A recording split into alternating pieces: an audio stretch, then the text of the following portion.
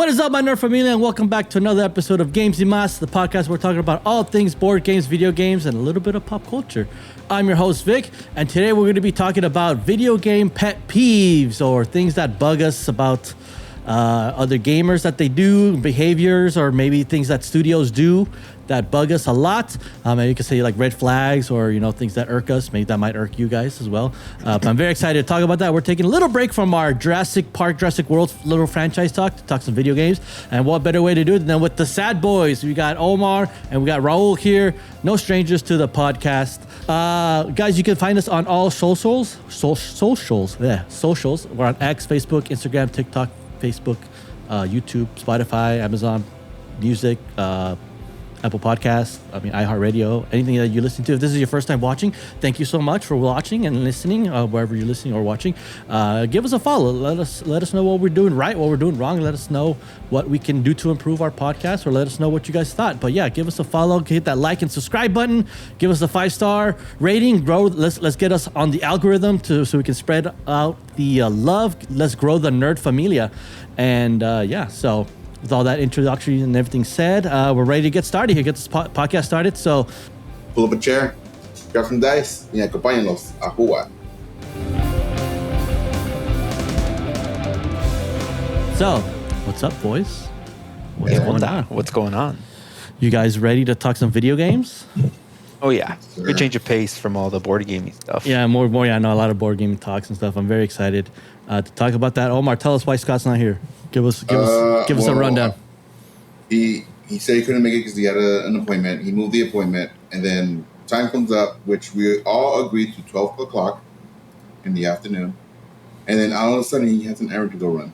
So it's like, hey man, it's kind of something's going up. He's always pulling something up.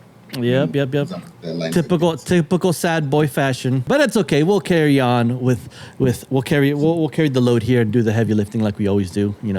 When it comes to gaming and stuff like that. But video game pet peeves. These are things that bug us. Things that we can get the main one out of the way, and is that like screen cheating. Everyone can agree that we hate screen cheating. Countless of nights, countless of days that we've had playing Halo 1, 2, 3 at our friend's house, having LAN parties, and we're doing the split screen multiplayer, and people looking at each other's screens. You could tell because like when you're sniping and you have them right there in the crosshairs, and all of a sudden they just mysteriously move out of the way. Like, come on, man! Like you know what you're doing. You know what you were doing there. We can all agree, right? We can all agree that yeah. Screen. I've done that a couple times. I've seen people's screens, but that's the old me, man. That's the old me. Oh, that's the old you, huh? Oh, interesting. I don't know. I recall a board game that we played once that you screen cheated. Board game. Unless you're talking about the Western game. No, bro, I'm talking about Unfathomable, bro. When you cheated and looked at my card. No, that was an accident. That was an accident. Screen cheating right there. So we'll be talking about things like that, like kind of things that maybe irk us as gamers, that maybe if you guys can relate, let us know. If we missed anything on our talk, again, put it in the comments below. We'd love to see those comments. And go ahead. We can go ahead and get started here with the pet peeves here. What's a pet peeve? Maybe one main one that kind of sticks out to you guys that you think is something that just bugs you as a gamer. It could be as something like that's within other players that they do when you're playing with them, or is it something that like a game designer does that kind of bugs you? I don't know. I'm curious. What do you guys think? What do you think? What's something that like kind of bugs you? Let's go to the game designer. Like let's do a game designer or a game studio that like bugs you a lot of what they do, like things that they do. I know, Omar, you had one. I know you wanted to talk about it. Yeah, I'll let Raul go first though. Dang, Raul. Want me to go first? Okay. Yeah.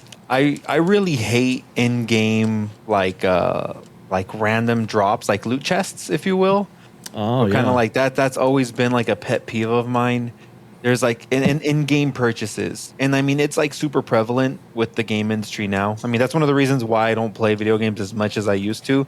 Yeah, it feels like you buy a video game for $60-$70, whatever the cost is now, right? Some are like they tried to bump it up to $80, right? But it's like the game comes out And I remember back then in like the golden era of gaming, if you will, back in like the PS2 days, like Jack and Daxter, Ratchet and Clank, Yes, sir. all those games, awesome games. Everything was there. You buy it, the game was working great. Now they release games with like tons of day one patches. There's tons of issues. And to make it even worse, they add little random things in there. Like, I get it, right? Like, they got to maximize income and they got to make as much money as they can. But it feels like it's lost its soul. Like, it feels like games just don't hit the same anymore. You know, very rarely do I play a game and I'm like, oh, hell yeah, this feels great, you know? Yeah, for sure. But for me, like, I guess I kind of went into a bit of a rant there, but yeah, it's in-game purchases. No. I bought the game.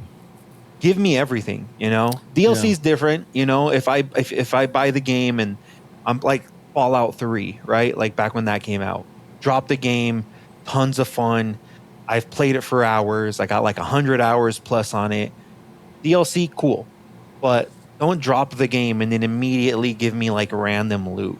And like even if it's like just customizable, like, you know, skins and stuff like that, a lot of the times like the way they like advertise it, it feels like predatory. Like they're doing their best to try to get money out of you. And it like just I would say like I would love it if some game companies like just go back to, hey, just make a solid game, release that game, and they'll make tons of money. For sure. Expedition 33, dude, that game, $40. Made millions of dollars, and it wasn't a big game studio. You buy the game, the whole story's there. You play the whole thing from beginning to end. No DLC. Just here's the game experience. And people loved it, you know, because it has that soul to it. And that was like the first time in a long time that I felt that like joy when I was a kid. Like I couldn't put that game down. Oh, for sure. Yeah, no, I agree. Loot boxes, microtransactions, stuff like that. It's like that bugs me so much, dude. Like I just like back then PS2 games and you know Xbox and you know even going back further to like the Dreamcast and like Evil games. These games were done. You know, you just got it. You paid your money. You didn't have any DLCs. You didn't have the one thing that bugs me is like the whole DLC things, but it's like season 1. Like purchase the season 1 where you get all the DLC that comes with it, and future DLCs. I'm like, I don't care about just give it to me all at once. You know, Fallout 3 was great, but like when DLC started coming out, I was like, dude, like I love DLCs. They're cool, but like you know, earlier games like the PlayStation, like Jack and Daxter or Ratchet and Clank, like they didn't need DLCs. They just had the whole game. You played the whole thing, and if you wanted to get more, they'd make another game that's like a spin-off or like some like other thing. Like Ratchet and Clank has like 6,000 different Ratchet and Clank games, but those aren't DLCs. Those are full games themselves with different stories that they're telling.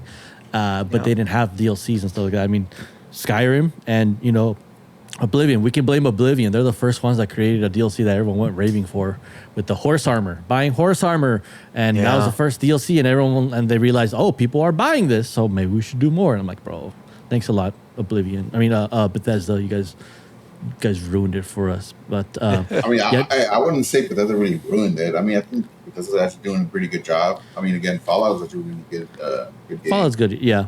Skyrim is another good one too. I know I do agree with the whole microtransactions because it's much. You know, you do spend like almost like $70, maybe $80 on a game. You know, and then all of a sudden, hey, you know, a month into the game release, they release a DLC, and it's like, oh well, now it's like an additional $30. It's like, well, why do I have to spend so much money for this additional content? You know, this should be included, or at least have it for $10.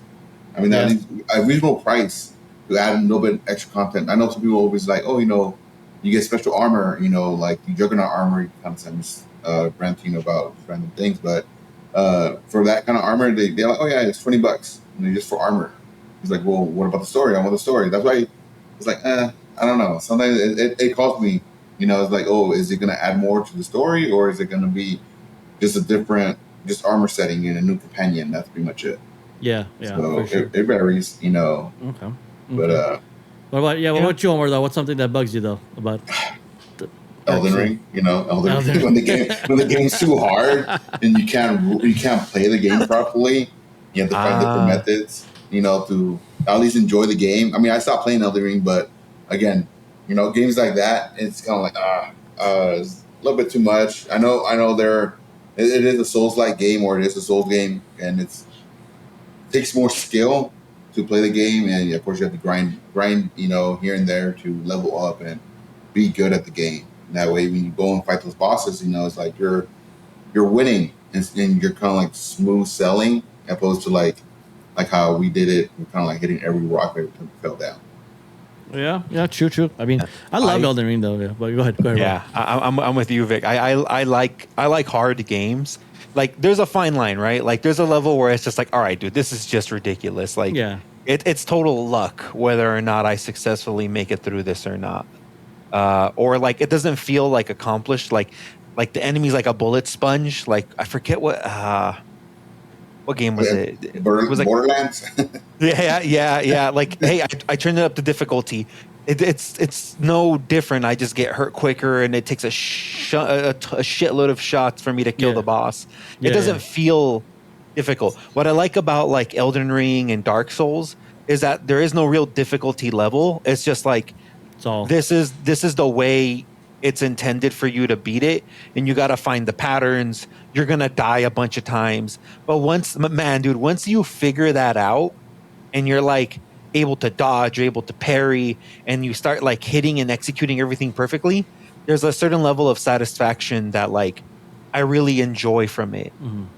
Elden Ring, Lies of P, that game's hard as shit, but I love tons of fun. Oh my goodness. And like the style of it too. I love the style, like this alternative Pinocchio story. Yeah, super cool. I love what's it called? Not just Dark Souls. The other one that they're releasing a new version or a spiritual successor, as what the rumor is, on Switch 2. Oh, talking about the Serico? Or no? Bloodborne. Oh, Bloodborne. Yes, Bloodborne. Yeah. That's like my favorite of all the Souls games, just because I love that like dark Cthulhu-esque crazy nonsense going on. I think it's super super fun, super cool. Which, by the way, the Bloodborne board game is fire. We gotta play that, bro. We should play that. That's a fucking great board game. This is a pet peeve with the talking of like Elden Ring and stuff like that. I love Elden Ring. I do like how it's hard, but at least the game gives you like the ability to like grind and help out and like buff up your character so it could not be as hard. It'll still be hard, but at least you can take more hits when you level up your health or stuff like that, right? What I don't like, a pet peeve, is where like the game doesn't like, I guess, allow you to like level up, or like it just stays the same and it's like you just need to get better or something like that. Example is, and I know you like these games, Raul, Legend of Zelda, Breath of the Wild, and Tears of the Kingdom. Zelda. Oh my god, I don't like those games. I don't like the latest ones because one, enemies are still hard, but like you don't level up or anything, dude. You just get that cup out of my face. No, he's over here holding. For those that are listening, he's got the cup with the what was it, the Triforce? The Triforce and the Hyrule Hyrule symbol. Like Breath of the Wild and like Tears of the Kingdom, great games. I enjoyed it. They were fun, but like, man, like you would hate. Like, have you played these games, Omar? You haven't played or anything like that? So you would really hate these games because the game is hard, but like you don't level up. You don't like. I mean, yeah, you can like get more hearts and stuff from the fairy fountains, but like there's no grinding involved. Like killing enemies doesn't give you XP. It just that was the whole point. Just the point. The story, bro. Explore. And the story. But the thing for me, actually, of all the Zelda games, Tears of the Kingdom and Breath of the Wild are my least favorite. I actually don't like them. Yeah. Okay. I love Zelda. And I think those games are fun, but another one of my pet peeves is how everybody's trying to make their damn games an open world game. Yeah. Zelda didn't have to be, in my opinion, an open world game. Yeah. I miss Majora's Mask. I miss Ocarina of Time, A Link to the Past, A Link's Awakening. I don't like a good linear story game with like a semi-open world where I have to like, almost like a Metroidvania. Like I have to find an item to go to a specific area, fight the boss, get the next item. I get the hook shot. I'm like, oh shoot, I have to look for these symbols through the map.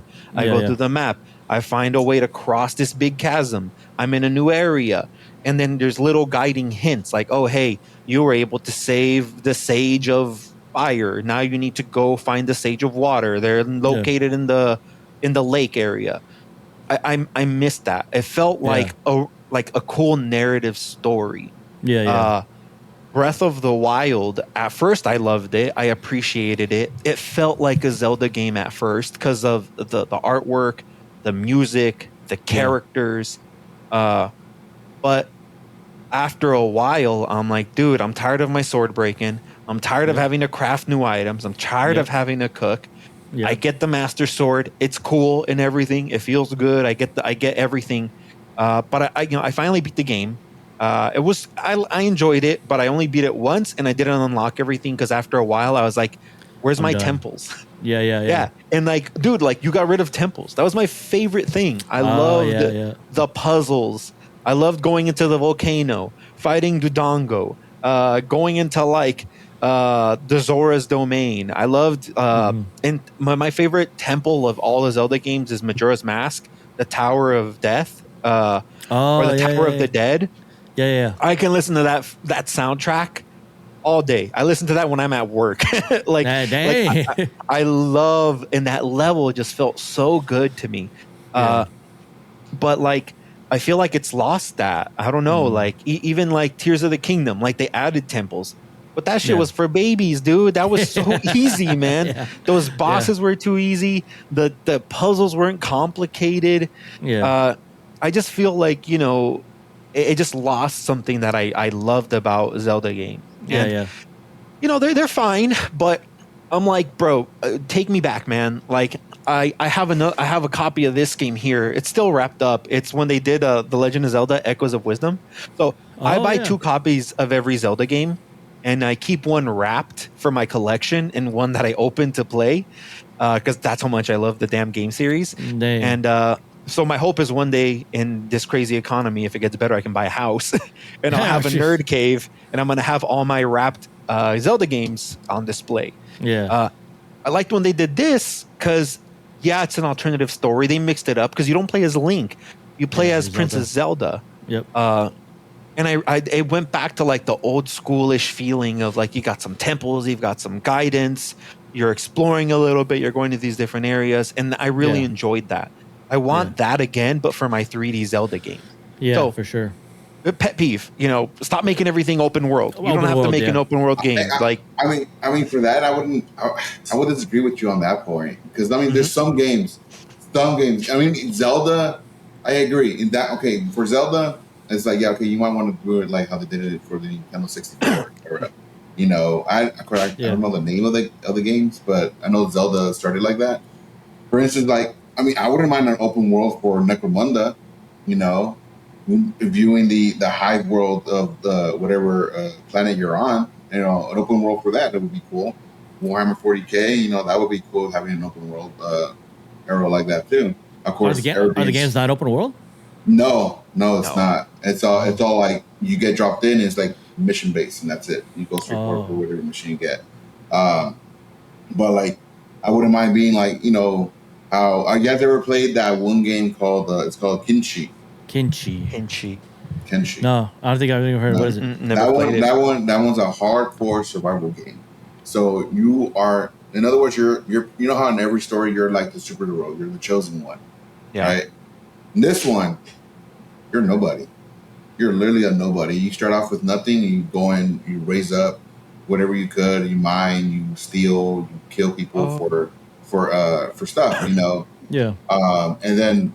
But imagine a game like that in the Warhammer 40K universe. It'll be pretty sick.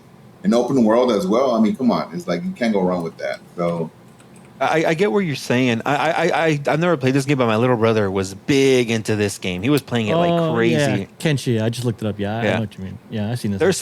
There are some games that like I see where you're coming from, and I don't disagree. They'd have to do a really good job at it. But like what I like about like the Warhammer universe is like I love the lore, I love the worlds. If they did like they could definitely do a good like open world game for it potentially. Like Necromunda would be a good scene for it. Oh yeah. It'd be like exploring the Underhive, hanging out with the different gang members, trying to like come up in it. That'd be cool. But like I like how like for Space Marine 2, You've played, dude? Fucking love that game. No, That game is I have awesome. it. We No, should, we you should get have it it? and play. Yeah, we should play. We got to play it. Vic, Wow. pick that up. It's a good game. It'll get you to the Warhammer universe. It's Hey Omar, I want to play the first one. I want to play the first one, Omar, first. No, this guy always wants to play like synchronized. What's wrong with that, bro? Okay, No, here's my just pet. jump Here's into my two, pet that's peeve. it. No, this is my pet peeve that about Omar. I'm gonna blast you right now, Omar. That Wow, okay. my pet peeve is Okay, that you're okay, willing to so- play games out of sequence. This is a pet peeve right here. That's fine. I need to play games in sequence. Like I'm not gonna play Borderlands 4 if I haven't played 1 through 3 yet. You know, I need to play that. Ashes, a remnant from the Ashes. Omar was giving me this whole show. Let's play the second one. Well, I've never played the first one. I didn't even heard this. Like, well, let's play the first one. You can play the first one on your own time. You know, like Okay, if I don't have it, What's wrong with me wanting to play with my boys? we can run the other one. You know, just like we played Diablo 4. I have Diablo 4. We can go ahead and play Diablo 4. But then you're like, no, I want to do 1, 2, and 3. It's Yeah. like, okay, bro. It's like you can literally find the lore on YouTube, and that's fine. You don't have No. I don't want to watch it. I want to experience it. In Space Marines 2, you know, great game. I can tell you that. Great game. I do like it. The only reason why I like it too, because you know I'm a big fan of Authentic Mechanicus. You know, and as a faction in the game of the UK 40K universe. So, but also too is like that game is cool. You don't need to play number 1 because they bring up stuff from number 1, which is fine. You know, if you really want to play it, go and play on your own time. But you know, if you want to go ahead and play with me, Raul, we got number 2. All right, we're gonna stick to 2. All right, so. Well, yeah, but what if I want to take this journey with my boys and play the first You one? think of yourself. There's NPCs. Wow. Okay. But if I'm gonna be doing, they'll be like, hey, let's play the second one. I'm not done with the first one. Let me finish the first one first. You don't rush the process, my boy. Pet peeve. I gotta play in synchronized, bro. I need to know the storyline. So weird. You're weird. Oh, it's not weird. No, hey, everyone that's watching in the comments below, let me know if you're on my team. If you guys agree that you like playing games in order, synchronized order, let's do it. Like, I mean, again.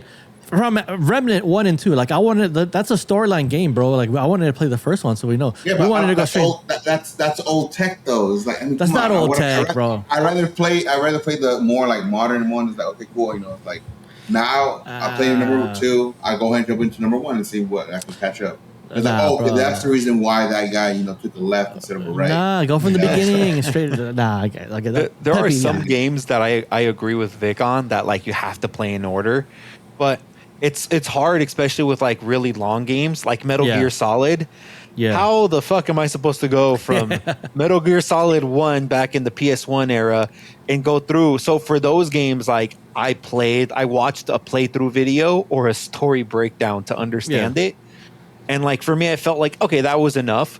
But there's definitely like some lost sense of like, damn, I kind of wish I would experience that. Like my little brother loves Metal Gear Solid. That's like his favorite like story game. Yeah. I couldn't see somebody jumping into like The Last of Us 2 and never playing Last of Us 1. Yeah. That'd be like very jarring. Okay, I give you that. There's some games, yes. All right, Last of Us 1 and 2. Last of Us 1 was pretty good. That was the best game. There are 2, definitely go ahead. there are definitely some games where that's the case, you know, like, damn, I have to play the first one. But there's some that you can probably, you know, finagle around. Like Space Marine 2, I think like Omar said, you don't really have to have played Space Marine 1 to play it. You're gonna miss some things here and there. But like when characters pop up and you see like the impact that comes up from these characters, you could go back and then play and be like, oh shit, that's who that guy was. That's where that person came from. That's for sure. But like, I don't know, like it's like it's 50-50 for me. Like it depends on the game. I'll agree with Omar. Like, Helldivers 2. Like, I don't need to play the first one. I wanted to play the first one. You wanted to play the first one. Yeah, because I want to see the. Like, I want. There's no story to it. All right, but here's my reasoning between that. I want to see how the mechanics and the gameplay was from the first one and how it differs from the second one. Like what they may change, what they improved on, and I could watch a video about it, but like I want to experience it firsthand. I want to be able to watch it firsthand and check it out how it is. But again, there are games that story modes you have to play from the beginning. I think Borderlands. I mean, Omar, like you can't play Borderlands 3 or 2 without playing the first one. I can and I will. Okay, you will, but like, what a waste. I played 1 and 2. I'm gonna skip 3 and go to 4. Oh, what? What? See, look at that. I can't do it. Like a games that I can go out of sequence is Final Fantasy, bro. I can go to Final Fantasy 10. Yeah. I don't have to play the previous ones. They're all different stories. Well, Yeah, see, they're not some, connected. yeah, but some are like again. It goes back to Last of Us. You know, it's like okay, if the stories connect, they connect. Then even Metal Gear Solid, he's like you can't expect. I mean, you could jump into the last one, and okay, you know, enjoy playing the game. But if you want more of a story-driven base, then yeah, you're gonna have to go back way to PlayStation 1 and go ahead and play with those to see how the story goes. If not, you know that's why they invented YouTube. You know, people always play them. They read story for you, which is fine. You know, like Warhammer 40K. If you don't want to sit there and you know, okay, read the book for it or either play the game, then you can go ahead and hear someone read the lore to you, which is fine. So here's this then. Halo, bro. You're not gonna go Halo 3 if you never played the 1 and 2. I mean, you could, but again, they bring it up though. It's the story. They bring up the story from the beginning. You miss up. No, you not in 3, bro. Not in 3. You may miss a couple things, but they bring them up. Bro, 3 puts you straight into the fight, and you're like, bro, what's going on? What's happening? The first level, like, yo, what's happening? And like, I mean, again, if you don't, I'm a budget guy, you know, and I express it quite a lot. I mean, budget guy, this guy over here. I thought I do like to go and spend, you know, a little extra money, you know, like which I'm not gonna say out loud, but yes, you know, 2 zeros at the end. But dang, but still though, you know, it's like for those kind of games, yeah, okay, yeah, you know, it's like you can jump into 3, and then if you don't have the money to go and buy 1 and 2 like how Big Kid does. You go ahead and you use YouTube. People read the story to you, and it's fine. You'll understand the story and be like, okay, that's the reason why the events of 3 are happening. So yeah, again, that's YouTube. Bro, you want to experience it yourself, bro. You know, it also depends on like the kind of player you are. I know a lot of people that never played 1 and 2 for the story and just got into 3 just to play multiplayer. Because I think at the time when 3 came out, that was big in like a lot of the online like gaming era for the Xbox. Yep. I was like a avid Xbox player. Like I played I had my PlayStation 2, but I got my Xbox 360, bro, and I was always online playing either Gears of War or Halo 2 or Call of Duty, Modern Warfare 2. Those were like peak games for me, like multiplayer online. But I know a lot of people who like got into the Halo games and were like meh about the story. And I was like, bro, you're missing out, because we probably started back from like the original Xbox and played through the story when online wasn't that big of a thing and games were mainly about the story. So played through Halo 1, you played through Halo 2. Halo 2 story was great. You get to Halo 3, story's still good. Unfortunately, Bungie's been not doing too fucking great with their. But speaking of like the games, like the Call of Duty games, Halo online multiplayer, where you guys stand? Here's a pet peeve of mine, which my pet peeve is of these other players is whenever you like steal a kill or you get the final kill, like you know, stop stealing my kills, bro. People get so irritated about that. I had a match when I played Halo. I think I played Halo 4 online, and like I was like, whatever, just shooting. You know, we're doing team deathmatch. This dude went out of his way after the match to message me on Xbox Live and was like, "Bro, stop stealing kills. Go back to Call of Duty, whatever." And I was like, "Dude, relax." Like I thought my pet peeve is when people get so upset about like stealing kills. Like if we're doing like a team deathmatch, the point of the game for me and my mentality is we're supposed to beat the other team, get the most kills. So if I'm helping you get a kill so we can get the most points, we should all just be working together to shoot these people. If you're going for like prestige and like numbers, then I don't know, like that. My pet peeve is like, okay, when people get so upset about it, I'm like, dude, I don't care. Like, relax. I don't know. What do you guys think? Are you guys big on being strict on stealing kills? Don't steal my kill, or you guys don't care about it? What do you think about that? I mean, I've done it a couple times. I actually done it to Scott. You know, stole his kills in Call of Duty or either what's the other one? Halo. You know, when Halo was big. But I mean, when people go out of their way to go and message you like, hey, you know, stop sending my kills. I'm like, okay, you know, that's a little bit much. You know, that's when you know that person has an issue of, you know, always trying to be on top. And I think he's like that one kid that was never told no. So that's really what it is. It's like, no, you can't have that kill. It's like, oh my God, no. So, but I mean, it happens. You know, it's like, is it intentionally done? maybe not. Like sometimes. I mean, again, I done it. I did it in LOL. League of Legends. But then again, that's jungling. When you're jungling, you have to go and assist. Yeah. Here and there. And the whole thing is you're contributing to the whole team. Call of Duty, yeah, that one's like, oh, people want their kill ratio to be high, the death ratio. So it's like they get mad when you still kill them, whatever, But again, it's like once in a while, that you might get those people, but then you may get those people who are really salty and really toxic, but you can't really let it get to you. But again, I really don't think it's that important. Like I think it's like Omar was saying, it seems a little too much. Like, hey guy, relax. It's just a game. But I know that people get really competitive and really into it. Like I played a lot of League of Legends. I would always be like, kill secure, bro. KS isn't kill steal. KS is kill secure. I get it. Like if you're a solo top laner, you're trying to get as much score as you can to get as much money to carry the team potentially. And when I would play a lot of League of Legends, it's like, hey, if you're doing good and I'm pretty confident you're going to be able to get it, I'll back off to let you get the kill. But there were times where I would do that and they wouldn't get the kill and they'd flame me and be like, hey, you idiot, like why the fuck did you? Yeah. So it's like I got to the point where I'm just like, I'm kill secure. Like cry all you want, Like I don't care about your KDA. Go cry to your mom about it later. I'm here to play a game, and the game, like you were saying, Vic, the objective is kill the other team. Yeah. So my boy, we got the W. Relax. Yeah, and if you get the kill from me, who cares? You took it. Like you got the kill. We're winning as a team. If it's like a solo, like free for all, then 100%. Like obviously, there's nobody to steal it from you. But it's like a team based game, right? There are some games like League of Legends where it's like, okay, you want to try to get the kills to get more points and to level up quicker and get more money.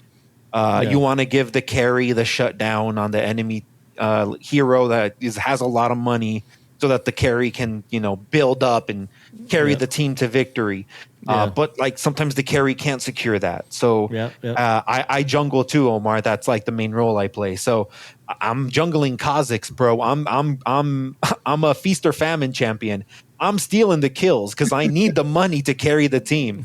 I'm gonna steal every kill. If I'm gonna come in last minute, I'm gonna WQ and I'm taking the kill. Sorry, and that's just the nature of that game.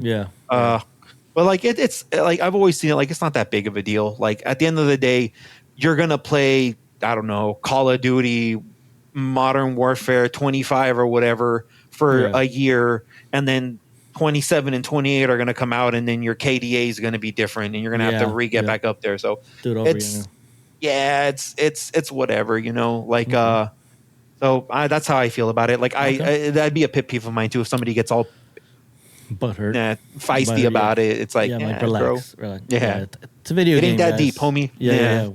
We're not EA Sports. We're playing on a casual map. We're not playing ranked. We're not getting into the tournaments. I agree for sure. That's definitely. How about this one? I think Omar can relate. All three of us can relate on this one a little bit. We've had some experience with this, but let's go. Players, pet peeves of players that take the loot. Take all the loot. players that are taking everything and don't share the loot. Don't bro. share the loot and stuff like that. Look, Omar. I'm talking to you here, bro. Don't point at me. I'm talking to you. No, hold on. No. Let me explain. Because we've had matches where I've taken the loot, yes. But listen, my boy. I'm doing it so we can share. So we can get it. Not in Gloomhaven. You're taking all that gold. Gloomhaven, I need gold, man. My mission was to get the most gold, bro. I need to get the gold, bro. Okay, I need to buy. Well, don't just say it all. Secretly, you're gonna be like, no, because if I tell you my mission, you're just gonna take it, bro. You just take all the loot, bro. No, just tell me. It's like, okay, you need to get the gold. You need to get the gold. Just like I said, hey, I need to kill the first guy. But then you backstab me and you take all the loot. No, I don't. Yeah. Yes, you do. Come on, man. Maybe because you have a nice pack. That's why I need to say it. Okay, but let's go like Fortnite, taking all the loot right there. No, so I'll fight you back on that, man, because the reason why is because if I'm good with the rifle or shotgun, and I tell you, hey, I'm going to take this. At least I'm going to be good with it. Now, if I'm a hoarder, just like, side with Mac, likes to like loot everything, And Scott. you literally say a box, he goes and tries to run towards the box and be the first one there. But other than that, it's like, hey man, it's like I'm here for the cause, bro. You know. Okay. But I mean, if you need shield, you got shield, man. I'm not gonna try to be there and try to fight you because again, we have to contribute. We are a team. We're a unit. We have to go in and try to finish the game. If you're good with the sniper, and I have a golden sniper, or at least what's the other one, rare or epic, I'm gonna be like, hey, what? I'm not good with this. Go ahead and use it. Give it up. Or at least I know, hey, if you go with the rifle and I have a rifle, I'll give you the rifle and I'll take the purple rifle. Yeah. It's like I'm not gonna sit there. I mean, of course. Yeah, sometimes, in the beginning, who doesn't do that in the beginning? Get the best weapons, right? But again, it's like towards mid game, you find better loot, you give it up. I'm not good with this. I'll go ahead and give it up. This boy's giving hand-me-downs. Like, hey, I'm giving you the leftovers after I've done. Yeah, man, I'm running the Goodwill charity, man. Savoy charity. Yeah, bro. But you're giving us like the shotgun that has like 2 bullets left on it. Like, here you go, bro. Like, enjoy. Bro, it doesn't come with ammo, bro.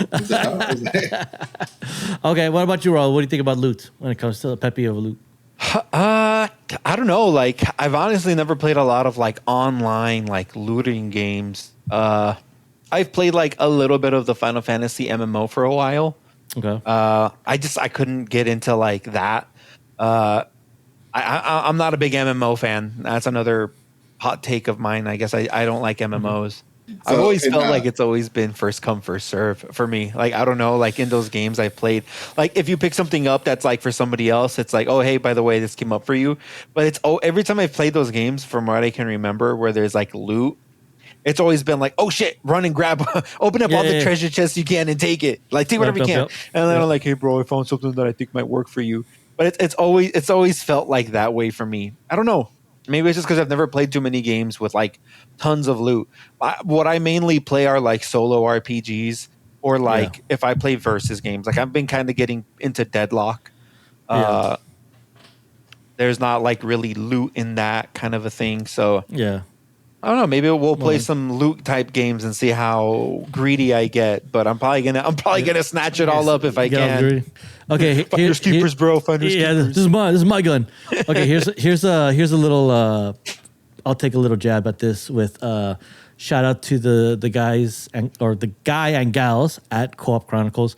I was honored enough to be on an episode with them. Shout out to you, Label, Geisha, and Azali. Here's this one. They asked. I did a hot take there where I said that Fortnite was better than Apex. What do you guys think about that? Just a little side note. Do you think? No, I agree with Label. Apex is better than Fortnite. Oh, come on, man! Fortnite is better. Oh, damn. No. It's Fortnite. It's Fortnite for me. I mean, I can see Label when I watch Label every time he plays. And I'm like, I don't know how this guy's able to get a kill. I play it. I'm like, dude, I get killed like instantly. So in Fortnite or Apex? Apex. Oh, okay. And so wait, so are you guys agreeing that Apex is better than Fortnite? No, I was just. I think. This guy thinks. I think Apex is better than Fortnite. I do Fortnite. Never really played Fortnite. I downloaded it once, played it once. I was like, man, it's for kids, and I uninstalled it. I was like, this ain't for me. And then I played Apex, and I was like, hell yeah. It's hard, though, because you're freaking all over the place. Yep. It's definitely hard, but, man. Gotta get good, bro. My reasoning was the simplicity of Fortnite. I think it's just simple. You just keep it simple. You don't need to have extra powers, extra things like in Apex. I do appreciate Apex players, but, so that one's for you, Label. Sorry, bro, but... 2 against 1, so we beat you. Rose on your team, Label. Yeah, I'm on Label's team. You got good taste, Label. Whatever. Apex and Expedition 33? Hell yeah, bro. Okay. Thank you for bringing Expedition 33. Omar, you haven't played it, so you might not have a little say on this. But no. But you might. It's trash. It's trash. Oh, there you go. Amen, No. Okay, so here's this though, but because like, giving the example of Expedition 33. Expedition 33 doesn't have a mini-map. One of my pet peeves is when a game doesn't include a mini-map. Especially, if it's like a game where it's like a linear game like Legend of Zelda or like these kind of like smaller games where like it's just straight path and go and do your thing. All right, we don't need a mini-map, like Splinter Cell. These games, you don't need mini-maps. You just got to get to point 1, point to the other point, whatever.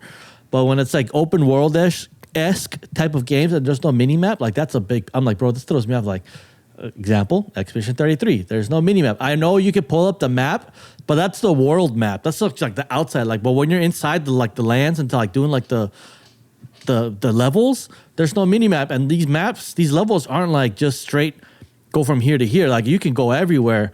And yeah, I mean, I've ran past the same rock like 6 times in one level because I'm like, bro, where am I? Like, I don't know where I am.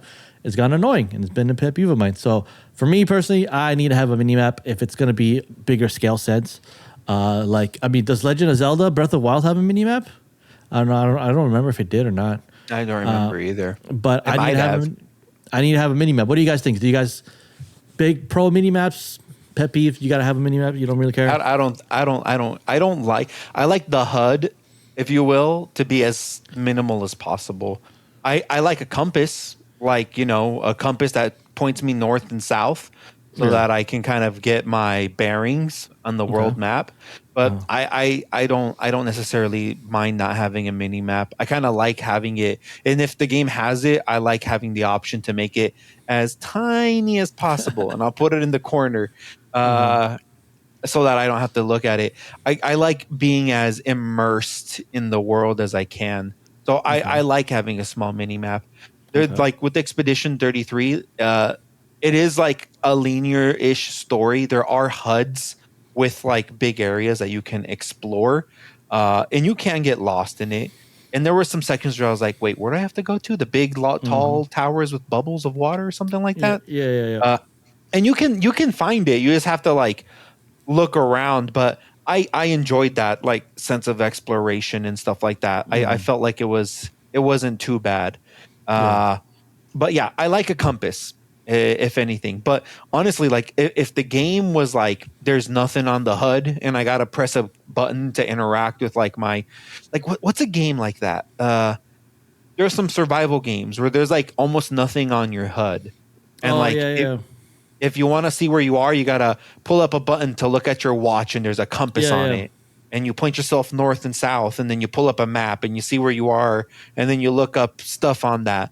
Like I kind of enjoy that with like a lot of games. I think that one might be Metro 2033. I think Metro had that. Doesn't Squad, the shooting game, kind of have that too? Yes, Squad has that. But that one's because it's more of a like a simulation game. Yeah, it's a military simulation. So it's like that one I can kind of understand because I mean, if you're in the real world and you're in a situation like that, you don't have time to have a mini map on your HUD. Or like Green Hell, or I think that's what it is, right? Yeah, Green Hell, the survival game.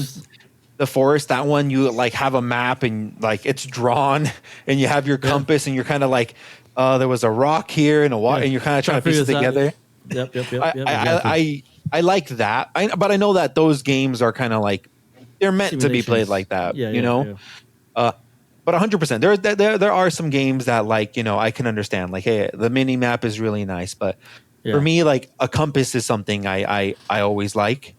Right. I don't really mind not having a mini map. What about you, Omar? What do you think about mini maps? I'm kind of neutral on that because I do agree with Raul about like, if you don't have a mini map, at least give me a compass because I know Skyrim doesn't have a mini map; it has a compass. It's like it just point you like, hey, your quest is in this area. Yeah. So you're like, it's on the other side of the mountain, and you're like going straight towards the mountain, and you look up, you're like, now I got to climb this mountain, go up, and then go down.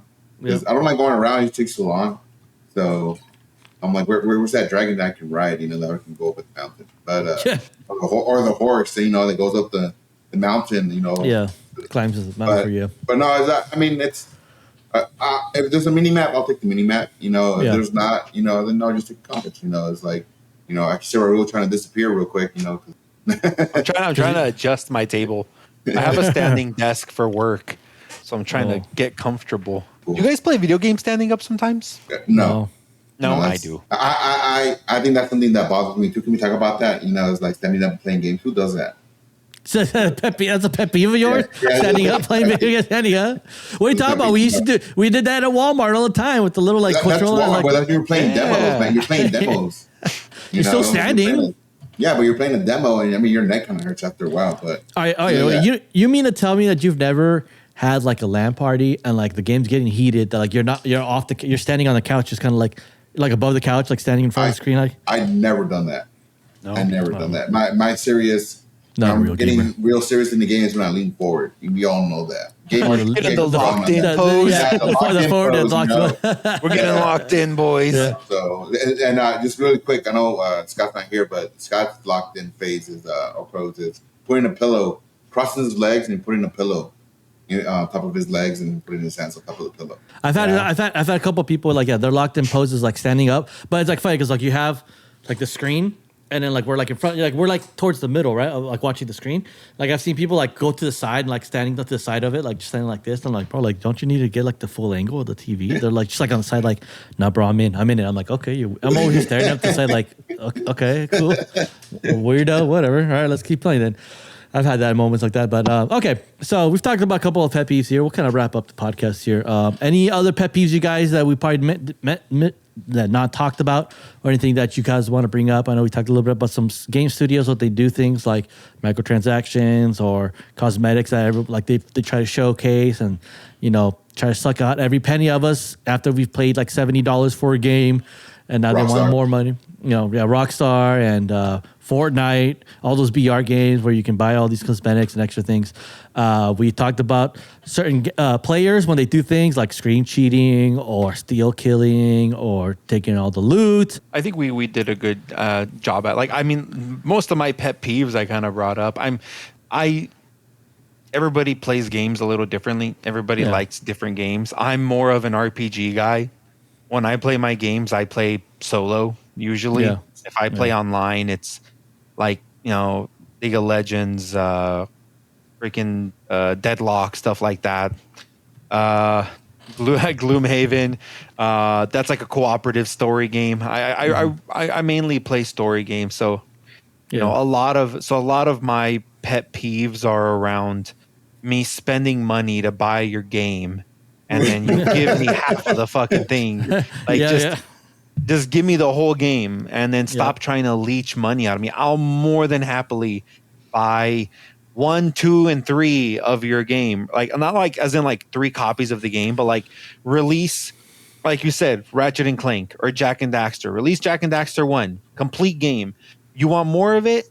Makes tons of money. Release Jack and Daxter 2 with just as much content, another branch of the story. I'll pay another $60-$70 for that. And I think game studios should go back to that. So I'm hoping with like the success of Expedition 33, they keep doing that. They release more games that are just a complete story experience, and that's it. But when it comes down to like other stuff, like multiplayer stuff, I don't play it enough to have like too big of an opinion. Yeah, for sure. Okay, cool. What about you, Omar? What you got? Closing thoughts? Nothing. I mean, we pretty much talked about whatever bothered me. I mean, I just got to go back to just how I know you brought it up in Co-op Chronicles when you were on their podcast. Rockstar Games and trying to leech out much money as they can, and they're doing that with GTA 5. It's so sad to see Red Dead Redemption 2. It's such a great game. Yeah. They just pretty much just saw it and they grabbed it and they're like, this is a really good game. I know where to put it, and they just dump it in the trash and then that's it. Yep. And it's like, everyone loves this game. Let's just toss it. Yeah, we're just gonna toss it. It's like whatever, man. We don't care. We just our money makers over here. It's like you're having the what is it? Is that like the children in the family? You have the oldest. You have the oldest, which is like GTA 5, and then you have like the newborn coming out, and then you have the middle child, and the middle child is like Red Dead Redemption. So they pretty much just they're like, they're like, here, it's like you're good, you're fine. We don't care about you. You just go ahead and do your work. Get the short in this, like and then they're gonna come out with GTA 6 later on. If they come out, if they come out with it, which it might have some requirements. Okay, you're gonna need this, you're gonna need that. This is how they did with GTA 5. But and that's pretty much it. I mean, it's the microtransactions. It just sucks. Yeah. I hate that. So. For sure. No, definitely. Big pet peeves. Again, us as gamers, we're pretty chill gamers. We do have pet peeves, but it's not like game changing. We're not los toxicos gamers over there that a lot of people are. But again, these are our opinions. These are some of our pet peeves. Some of you guys might relate. Some of you guys might not relate.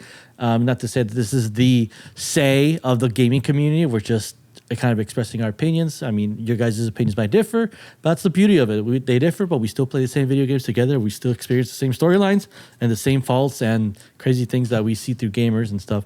And so I just want to say thanks, Raul. Thanks, Omar, for joining us here on this episode, talking about some pet peeves, some gripes. We got to do a board games hot take next one, which will probably be good.